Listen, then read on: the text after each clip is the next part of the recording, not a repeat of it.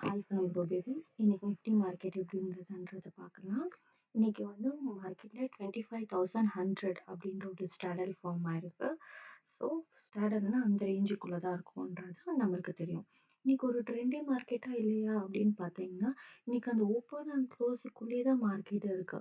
So இன்னைக்கு trendy மார்க்கெட்டா இருக்கிறதுக்கு அவ்வளவா வாய்ப்பு இல்லை. மார்க்கெட் வந்து கொஞ்சம் சைட்வேஸ் தான் அப்படின்றத நம்ம ஃபர்ஸ்டே கண்டுபிடிச்சிட்டோம்.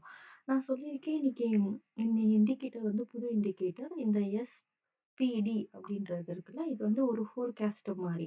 இப்போ டிஸ்பிளேஸ்மெண்ட்ன்ற ஒரு ஆப்ஷன்ல நீங்க பார்த்தீங்கன்னா, நெறைய பாயிண்ட்ஸ் வந்து அதிகமா இருக்கு. லைக் 400, 120, 200, 124 இந்த மாரி எல்லாம் பாயிண்ட்ஸ் இருக்கு. ஆனா எஸ்பிடின்ற ஒரு ரேஞ்ச் மார்க்கெட்ல பார்த்தீங்கன்னா, அவ்வளவா எதுவுமே வந்து பாசிட்டிவ்ஸா தரமாட்டியிருக்காங்க. ஈவன் தோ டிஸ்பிளேஸ்மெண்ட் வந்து அதிகமா இருக்கு அப்படின்னா கூட, இந்த எஸ்பிடில வந்து மூமென்டம் இல்ல. அப்படின்னா என்ன ஸ்பீடு. அது எவ்வளோ ஸ்பீடா மார்க்கெட் வந்து அங்க வரைக்கும் டிராவல் ஆக போகுது அப்படின்றது தான் இந்த வந்து எஸ்பிடி ஃபோர்காஸ்ட். சீக்கிரமா போயிடுமா? இல்ல லேட்டா போயிடுமா? அப்படின்றது தான் இது வந்து ரெப்ரசென்ட் பண்ணுது. இப்போ இப்போ பண்ணீங்கன்னா 25,100 சிஇஓட லைன் தான் வந்து செகண்ட் பிளேஸ்ல இருக்கு. பட் அதோட டிஸ்பிளேஸ்மெண்ட் வேல்யூ தான் அதிகமா இருக்கு. அப்போ என்ன அர்த்தம்னா மார்க்கெட் அங்கே தான் கண்டிப்பா போக போகுதுன்னு அர்த்தம். ஆனா எஸ்பிடில பார்த்தீங்கன்னா 106 தான் இருக்கு. அதாவது வந்து லோயரா தான் இருக்கு. அதுக்கு டிஸ்பிளேஸ்மெண்ட்க்கு ஈக்குவலா அது வரல.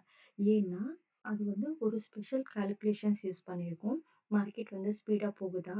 இல்லன்னா எவ்ளோ நேரத்துல போகும்? இதெல்லாமே ஃபியூச்சர்ஸ்ல நாங்க இந்த இண்டிகேட்டர்ல அப்படியே ஆட் பண்ணிட்டே வருவோம்.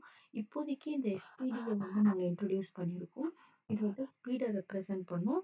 இந்த ஃபோர்காஸ்ட் வந்து ஷார்ட் டர்ம் ரேஞ்சஸ் அந்த மாரி ஒரு ரேஞ்சஸ சீக்கிரமா கண்டுபிடிக்கிறதுக்கு இத பத்தி உங்களுக்கு நெறைய இன்ஃபர்மேஷன் வேணும்னா எங்கள கான்டாக்ட் பண்ணலாம். இங்க பார்த்தீங்கன்னா 106 தான் இருக்கு.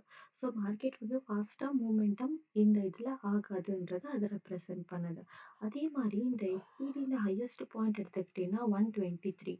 இது வந்து எங்க இருக்குன்னா 25,200 பிஇயோட லைன்ல இருக்கு. அந்த 25,200 பிஇ லைன் பாருங்க எங்க இருக்குன்னு.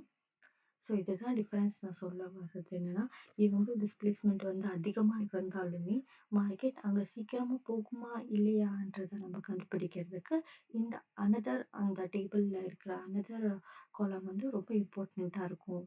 அப்படின்றத நான் சொல்றேங்க. நீங்க இனிமே அப்கமிங் வீடியோஸ்ல நீங்க இந்த இண்டிகேட்டர பத்தி நல்லா தெரிஞ்சுப்பீங்க. இந்த ஓப்பன் அண்ட் க்ளோஸ்ன்ற ரேஞ்ச்ல பார்த்தீங்கன்னா, பாருங்க மார்க்கெட் வந்து அதே ரேஞ்ச்ல தான் முடியுது.